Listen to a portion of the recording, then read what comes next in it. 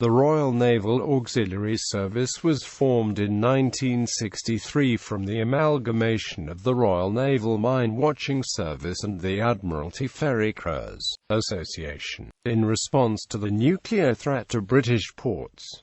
The service was disbanded on 31 March 1994 due to defence cuts. Most vessels from its fleet were transferred to the Royal Navy. Men and women of the RNXS, or auxiliarymen as they were known, were to be readily available to assist in the tasks of evacuating major ports and dispatching larger and faster merchant vessels overseas in case of an attack on the UK. Any remaining ships were to be dispersed to safe anchorages along the coasts or at nearby islands. For these purposes, the RNXS operated a small fleet of inshore vessels which were prefixed XSV for Auxiliary Service Vessel. These were mainly surplus vessels converted from other duties, although 4 P2000 tenders were custom-built and are still in service as commissioned warships as University Royal Naval Unit vessels.